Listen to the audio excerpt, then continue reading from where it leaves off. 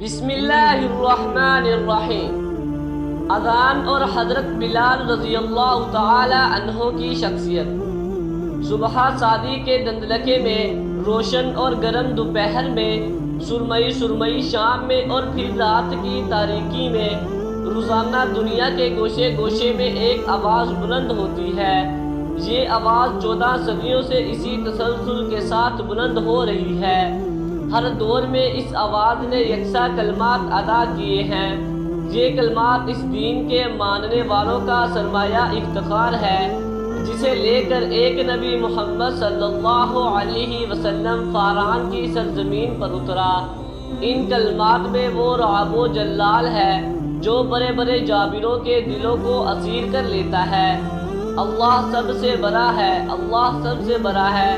روئے زمین پر سب سے پہلے ان کلمات کو بلند کرنے کی سعادت جس شخص کے حصے میں آئی، وہ نہ ہی بہت دولت مند تھے، نہ ہی بہت با اثر، اور نہ ان کے حسن و جمال نے لوگوں کو متوجہ کیا تھا، بلکہ وہ ایک حبشی النسل غلام تھے جن کی رنگت سیاہ تھی، آنکھیں سرخ اور ہونٹ موٹے تھے، لیکن ان کا دل نہایت حسین تھا۔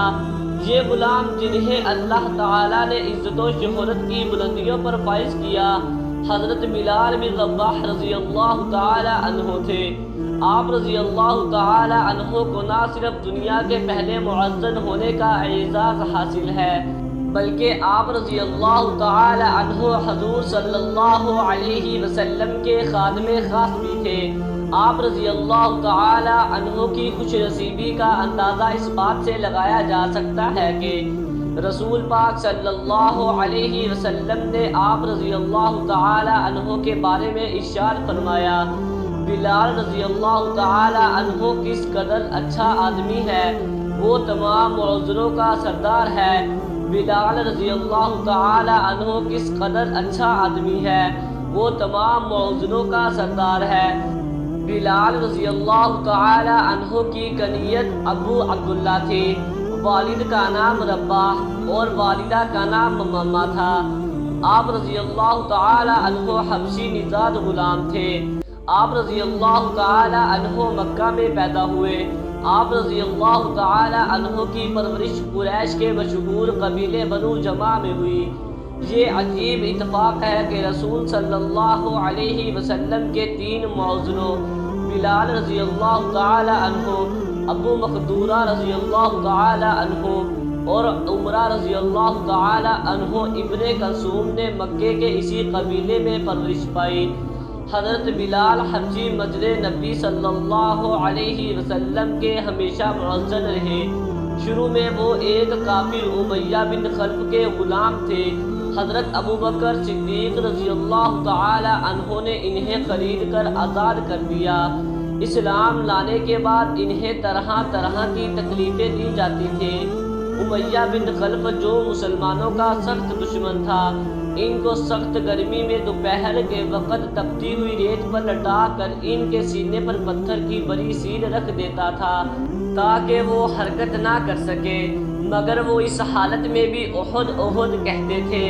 انہیں مکہ کے لڑکوں کے حوالے کر دیا جاتا کہ وہ ان کو گلی کوچوں میں چکر دیتے پھرے، اور یہ تھے کہ اللہ ایک ہے کہ صدا لگاتے۔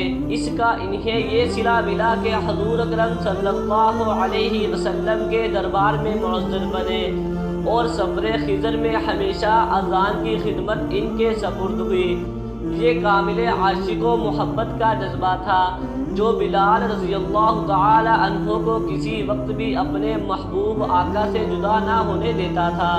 وہ حضور اکرم صلی اللہ علیہ وسلم کی ادنا سی ادنا تکلیف بھی برداشت نہ کر سکتے تھے، اور ہمتاً خدمت بجا لانے کے لیے تیار رہتے تھے، خواہ حضور اکرم صلی اللہ علیہ وسلم انہیں وہ خدمت بجا لانے کا ارشاد فرماتے یا نہ فرماتے۔ سفر کے دوران میں جب دوپہر میں دھوپ شدت اختیار کر لیتی تو حضرت بلال رضی اللہ تعالی عنہ بغیر کہے رسول صلی اللہ علیہ وسلم کے سر پر چادر تان دیتے۔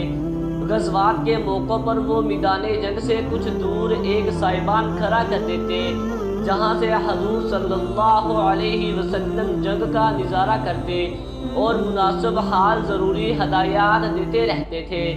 جب تک جنگ جاری رہتی حضرت بلال رضی اللہ تعالی عنہ برابر میدان جنگ اور حضور صلی اللہ علیہ وسلم خیمے کے درمیان چکر لگاتے رہتے اور حضور صلی اللہ علیہ وسلم کے احکام اور ضروری ہدایات فوج تک پہنچاتے رہتے۔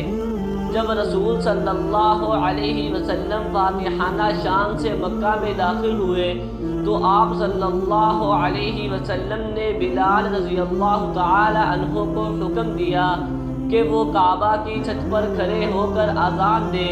جس وقت بلال رضی اللہ تعالی عنہ کی آواز بتہائے مکہ میں گونجی اور اشہد ان لا الہ الا اللہ کے الفاظ ان کے منہ سے نکلے تو مشرکین کے دل رنج و عالم سے بھیگ گئے۔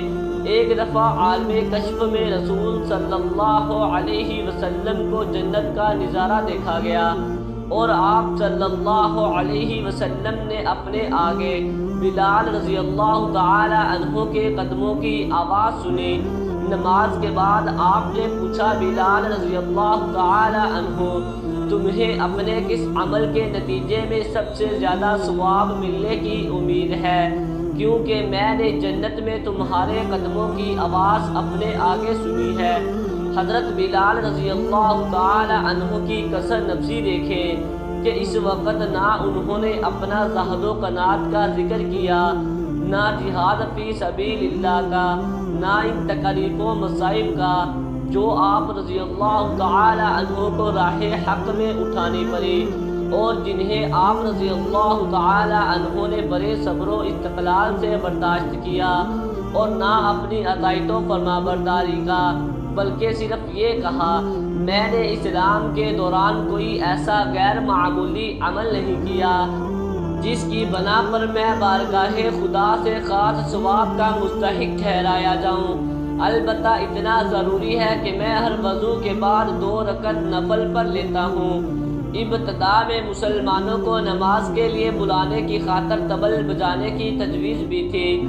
آغاز اسلام میں اذان کا وجود نہ تھا، مسلمانوں کا قبلہ خانہ کعبہ پایا اور اسلام نے بھی روز افزوں ترقی کرنی شروع کی تو مسلمانوں نے کوئی ایسا طریقہ سوچنا شروع کیا جس سے دور دور تک پھیلے ہوئے لوگوں کو نماز کے لیے اکٹھا کیا جا سکے۔ اذان کا حکم نازل ہونے سے پہلے رسول اکرم صلی اللہ علیہ وسلم کا ایک منادی کسی اونچی جگہ پر کھڑے ہو کر بلند آواز سے یہ الفاظ کہتا، الصلاۃ جامعہ، نماز کھڑے ہونے کا وقت آ گیا ہے۔ یہ آواز سن کر لوگ نماز کے لیے مسجد میں جمع ہو جاتے۔ جب قبلہ بیت المقدس سے ہٹا کر خانہ کعبہ کی جانب کر دیا گیا تو مسلمانوں کو اس امر کا احساس پیدا ہوا کہ کوئی ایسا طریقہ ہونا چاہیے جس سے دور دور کے لوگ بآسانی نماز کے لیے جمع ہو سکے۔ بعض لوگوں نے کہا کہ اس غرض کے لیے بغل بجانا چاہیے، بعض نے ناقوس بجانے کی صلاح دی، بعض نے کہا کہ کسی بلند ٹیلے پر آگ جلا دینی چاہیے، لیکن کسی بات پر فیصلہ نہ ہو سکا۔ ایک صحابی رضی اللہ تعالی عنہ عبداللہ بن زید خزرجی اسی فکر میں در پہنچے۔ گھر والوں نے کھانے کو پوچھا لیکن انہوں نے کھانے سے انکار کر دیا اور کہا کہ رسول اکرم صلی اللہ علیہ وسلم کو نماز کے لیے لوگوں کو بلانے کا مسئلے نے پریشان کیا ہوا ہے، میں جب تک اس مسئلے کا کوئی حل تلاش نہ کر لوں کھانا نہ کھاؤں گا۔ رات کو سوتے میں انہوں نے خواب میں آذان کے الفاظ سنے۔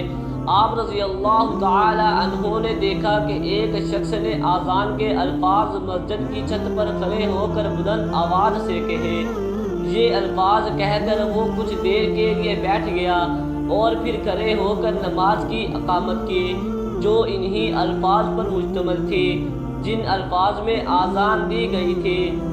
عبداللہ بن زید رضی اللہ تعالی عنہ بیدار ہوتے ہی حضور اکرم صلی اللہ علیہ وسلم کی خدمت میں حاضر ہوئے اور رات والا واقعہ حضور اکرم صلی اللہ علیہ وسلم کے گوش گزار کر دیا۔ حضور اکرم صلی اللہ علیہ وسلم نے فرمایا، تم بلال رضی اللہ تعالی عنہ کے پاس جا کر انہیں یہ الفاظ یاد کرا دو اور انہیں کہو کہ وہ ہر نماز کے وقت با آواز بلند یہ الفاظ دہرایا کرے۔ جب پہلی بار حضرت بلال رضی اللہ تعالی عنہ کی زبان سے یہ الفاظ نکل کر مدینہ کی فضا میں گونجے تو پھر حضرت عمر رضی اللہ تعالی عنہ رسول اکرم صلی اللہ علیہ وسلم کی خدمت میں حاضر ہوئے اور عرض کیا، یا رسول اللہ صلی اللہ علیہ وسلم، میں نے بھی آج رات خواب میں ایک شخص کو بعینہ یہی الفاظ کہتے سنا ہے۔ اس طرح آذان کا آغاز ہوا جو تا قیامت جاری رہے گا۔ امید ہے کہ آپ کو ویڈیو اچھی لگی ہوگی۔ ویڈیو اچھی لگی ہے تو ویڈیو کو لائک ضرور کر دیں اور چینل کو بھی سبسکرائب کر دیں تاکہ اس طرح کی انفارمیٹیو ویڈیوز آپ کے پاس بر وقت پہنچتی رہیں۔ شکریہ۔